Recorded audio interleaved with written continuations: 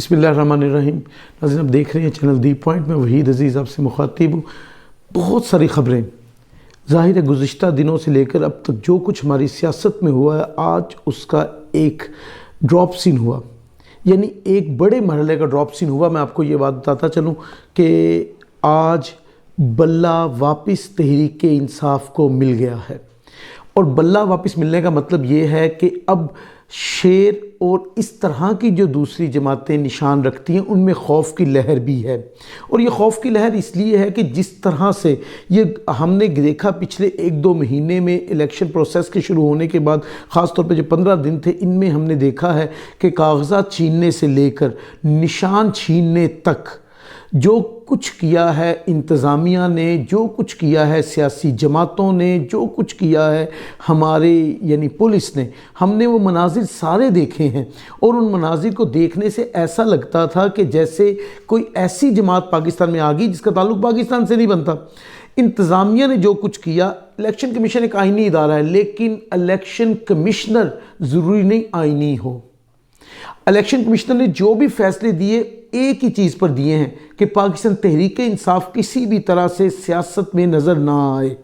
میں سمجھتا ہوں پاکستان تحریک انصاف کا مقابلہ نون لیگ یا IPP یا کوئی بھی ایسی جماعت سے کسی سے نہیں ہے، در حقیقت ان کا مقابلہ الیکشن کمیشن سے سب سے زیادہ ہے۔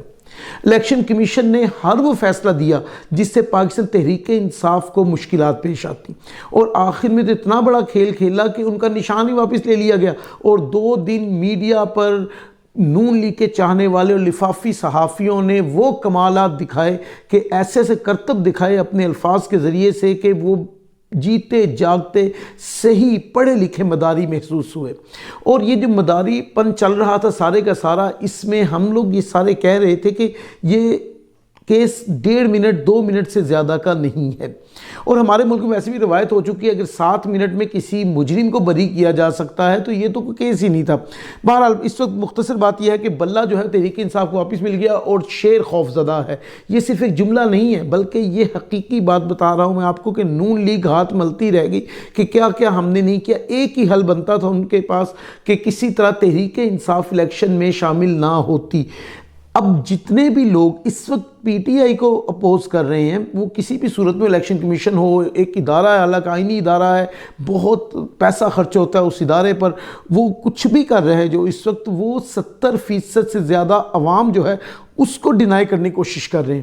ایک سب سے بڑی سیاسی جماعت، اس کو نہ صرف کارنر کیا جا رہا تھا بلکہ اس کو کھیل سے نکالا جا رہا تھا کہ یہ نہ ہو تو ہم جیت سکتے ہیں۔ نواز شریف صاحب طویل بیماری کے بعد ایون فیلڈ ہاسپٹل میں داخل ہونے کے بعد یہاں جب واپس تشریف لائے، ظاہر ایون فیلڈ بہت کمال کا ہاسپٹل ہے، وہاں پر نواز شریف صاحب 3.5 پونے 4 سال علاج کرواتے رہے، پھر اچانک سے انہیں گرین سگنل ملتا ہے۔ 16 ماہ میں ان کی حکومت جو ہے وہ عوام کو بھوکوں مار دیتی ہے، لوہے کے چنوں نے عوام کو چنوں سے ہی محروم کر دیا۔ وہ حال کیا لوگوں کا کہ لوگ جھولیاں اٹھا کر انہیں بد دعائیں دینے پر مجبور ہو گئے، لوگوں کے پاس روٹی نہیں بچی، کچھ یہ سارے مسائل ایک طرف رہے۔ پھر نواز شریف صاحب کو یہ آس ہوئی کہ پاکستان کو بھی مزید جو ہے یہاں کچھ ہے جس کو حاصل کر کے ایون فیلڈ جیسے بڑے بڑے ہاسپٹل امپائر کھڑے کیے جا سکتے ہیں، تو وہ پاکستان چلے آئے۔ انہیں بہت درد جاگا پاکستان کی عوام کا، پھر یہاں پر آئے، پھر یہاں آ کر انہوں نے کہا میں تو الیکشن نہیں جیت سکتا، تحریک انصاف کو باہر کریں۔ پہلے عمران خان صاحب کو جو ہے جیل میں ڈالا گیا اور کہا یہ جاتا تھا کہ وہ 6 سے 7 دن سے زیادہ نہیں رہ سکتے، اس لیے کہ وہ تو نشہ ہی بہت زیادہ کرتے ہیں۔ لیکن پھر پتہ چلا کہ جیل میں جا کر ان کی صحت اس لیے اچھی ہوئی کہ مزید ورزش کرنے لگے۔ تو ہر چیز جو تھی وہ بالکل ان کے الٹ ہوئی، اس لیے کہ ایک منصوبہ انسان بناتا ہے، ایک اللہ بناتا ہے، اور ہوتا وہی ہے جو اللہ کا منصوبہ ہوتا ہے۔ یہ بات ہمارے سیاستدان بھول جاتے ہیں انتقام میں یا اپنی خود پسندی میں یا تکبر میں، کسی کی نفرت میں، کہ انہیں یہ بات سمجھ میں نہیں آتی کہ ہم اپنا کام اگر صرف صحیح کر لیں تو شاید دوسرے کو برا کہنے کی نوبت نہ آئے۔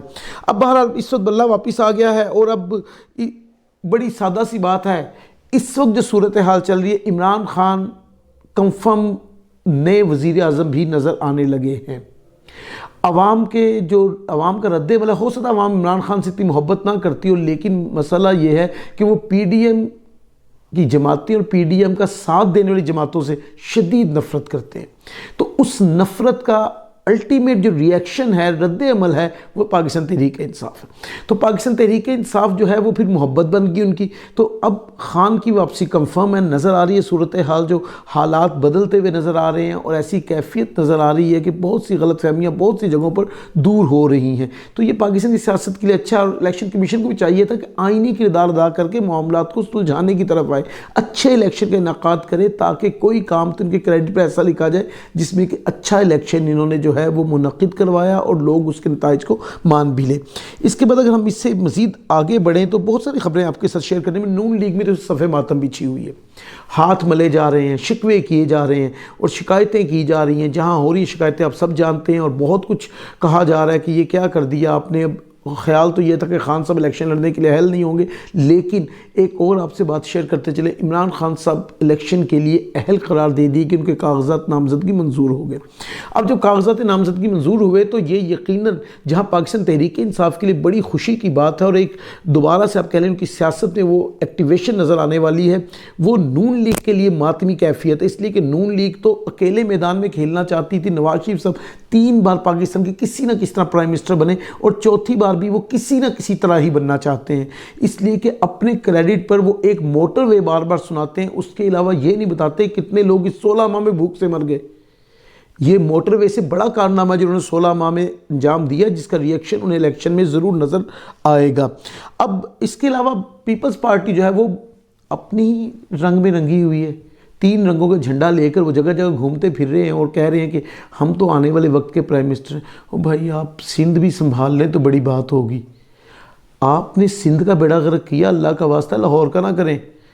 کراچی کا تو کر چکے آپ، دنیا کے 4 بدترین شہروں میں شامل ہے کراچی، اب آپ لاہور کے پیچھے آ گئے۔